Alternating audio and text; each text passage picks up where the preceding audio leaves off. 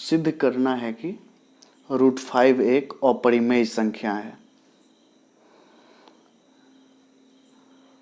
तो हम लोगों को पता ही है कि √5 एक अपरिमेय संख्या है, लेकिन फिर भी सिद्ध करने के लिए हम कैसे क्या स्टेप होना चाहिए, कैसे हम सिद्ध करेंगे कि √5 एक अपरिमेय संख्या है।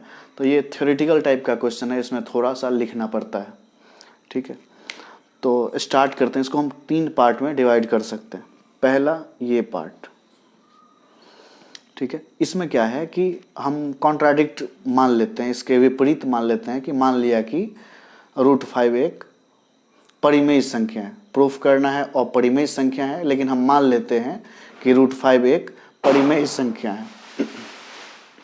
तो परिमेय संख्या को हम लिख सकते हैं a/b के फॉर्म में, p/q के फॉर्म में लिखते थे, जहाँ पे q 0 नहीं होना चाहिए। तो हम लिख सकते हैं कि √5 = a/b, जहाँ b का वैल्यू 0 नहीं होना चाहिए। तथा इस क्वेश्चन को बनाने के लिए एक और चीज़ मानना जरूरी है कि यहाँ a और b में एक के अतिरिक्त और कोई भी उभयनिष्ठ गुणनखंड नहीं हो, जैसे कि होता है 2/4। ये भी परिमेय संख्या है। यहाँ 2 और 4 में एक उभयनिष्ठ गुणनखंड 2 है, जिससे ऊपर और नीचे दोनों जगह कट जाता है। अगर हम 1/2 लेते तो यहाँ पे 1 के अलावा ऊपर और नीचे किसी भी दूसरे संख्या से नहीं कटता है। तो यहाँ पे 1 के अतिरिक्त और कोई उभयनिष्ठ गुणनखंड नहीं है। तो हम मान के चले हैं कि मेरा परिमेय संख्या इस फॉर्म में है, जहाँ a के अतिरिक्त और कोई उभयनिष्ठ गुणनखंड नहीं है a और b का। ठीक है, अब यहीं से प्रूफ करने का मेरा चालू हो जाता है कि हमको क्या करना चाहिए, कैसे प्रूफ करेंगे। हम मान लिए हैं कि √5 एक परिमेय संख्या है a/b, जहाँ पे a और b का a के अलावा और कोई उभयनिष्ठ गुणनखंड नहीं है। अगर हम किसी तरह यह साबित कर दें कि a और b में a के अलावा और कोई गुणनखंड है, तो हमारा जो मानना है कि ये परिमेय संख्या है वो गलत हो जाएगा और हमें लिखना पड़ेगा कि √5 एक अपरिमेय संख्या है। तो हम उसी तलाश में रहेंगे अब कि हम कैसे भी करके a और b का एक उभयनिष्ठ गुणनखंड साबित कर दें। ठीक है, तो क्या करते हैं, दूसरा स्टेप यहाँ से स्टार्ट होता है। ठीक है, यहाँ तक। इसमें हम क्या करेंगे, यह साबित करेंगे, जैसे √5 एक अपरिमेय संख्या है, तो ये साबित कर देंगे कि 5 a का गुणनखंड है। क्या साबित करेंगे, 5 a का गुणनखंड है। ये दूसरा स्टेप में साबित करना रहेगा। फिर तीसरा स्टेप में साबित कर देंगे कि 5 b का गुणनखंड है, और पहला, दूसरा, तीसरा स्टेप मिला के आंसर आ जाएगा √5 एक अपरिमेय संख्या है। तो दूसरा स्टेप में यहाँ से हम आगे बढ़ेंगे। √5 = a/b है, तो यहाँ हम कोना कोनी गुना करेंगे तो √5b = a आ गया।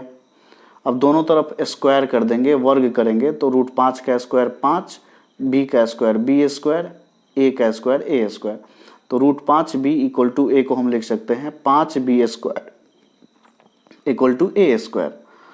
तो अगर ये ऐसा कुछ फॉर्म रहा कि 5b² = a² है, इसका मतलब है कि 5a² का गुणनखंड है, मतलब 5a² को विभाजित करती है।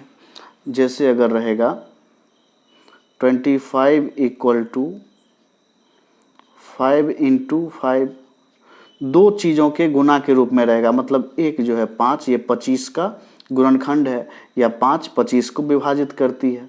रहेगा 24 = 4 × 6, मतलब 4 24 का गुणनखंड है, विभाजित करती है। तो अगर है 5 और b² = a², इसका मतलब a² का गुणनखंड 5 और b² दोनों होगा। लेकिन हम क्या लिखेंगे कि पहले हमको ये दिखाना था कि 5 a को विभाजित करती है, तो हम लिखेंगे चूँकि 5 यहाँ पे a² को विभाजित करती है। a² को क्यों, क्योंकि राइट साइड में एक ही पार्ट है। 5 a² को विभाजित करती है। एक थ्योरम था कि अगर कोई अभाज्य संख्या a² को विभाजित करती है, तो वो अभाज्य संख्या a को भी विभाजित करेगी। वही प्रमेय यूज करके हम लिख सकते हैं। चूंकि यहाँ 5a² को विभाजित करती है इसलिए 5a को भी विभाजित करेगा। अगर 5a को विभाजित करेगा, अगर 5a को विभाजित करेगा, जैसे अगर 2 4 को विभाजित करता है, ठीक है, 2 4 को विभाजित करता है तो हम 4 = लिख सकते हैं 2 के, मतलब 2 में कुछ गुना करेंगे तो 4 आ जाएगा, ठीक है। तो अगर 5a को विभाजित करता है तो a बराबर 5k हम लिख सकते हैं। हो सकता है इसका k का वैल्यू 1 2 3 कुछ भी हो, लेकिन a = 5k होगा। जैसे अगर 4 20 को विभाजित करती है तो 20 = 4k लिख देते, ये लिखने का तरीका है, ऐसे लिख सकते हैं। तो अगर 5 a को विभाजित करती है तो a बराबर 5k लिखेंगे जहाँ के कोई पूर्णांक है।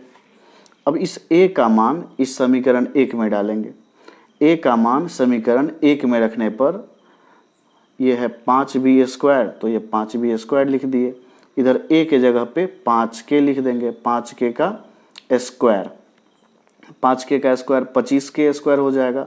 फिर 5 और 25 कट गया, यहाँ 5 आएगा, यहाँ से आ जाएगा b² = 5k², ठीक है। फिर से वो फॉर्म आ गया कि अगर b² = 5k² है, इसका मतलब 5b² को विभाजित करती है। अगर 5b² को विभाजित करती है इसका मतलब हुआ कि 5, चूँकि ये अपरिमेय संख्या है, ये b को भी विभाजित करेगी। यहाँ पे लिखेंगे 5b को भी विभाजित करेगा। तो पहले लाइन में हम सिद्ध कर दिए कि 5a को विभाजित करेगा, यहाँ पे सिद्ध कर दिए 5b को विभाजित करेगा। इसका मतलब ये हुआ कि a और b में एक के अलावा एक और गुणनखंड है 5। समीकरण 2 और 3 से पता चलता है कि a तथा b का उभयनिष्ठ गुणनखंड 5 है। यह हमारी कल्पना के विपरीत है, क्योंकि हम कल्पना किए थे कि उसका कोई और उभयनिष्ठ गुणनखंड नहीं है। इसका मतलब हम जो माने थे वो गलत था। होगा क्या? √5 एक अपरिमेय संख्या होगी। तो फिर से इसको मैं समराइज करूंगा। ये पहला स्टेप है, √5 = a/b। यहाँ से साबित कर देंगे कि 5 a का गुणनखंड है। फिर दूसरा स्टेप में साबित करेंगे कि 5 b का गुणनखंड है। अगर एक से ज़्यादा गुणनखंड हो गया, मतलब जो हम माने थे कि उसका उभयनिष्ठ गुणनखंड एक ही है, वो उसके विपरीत है।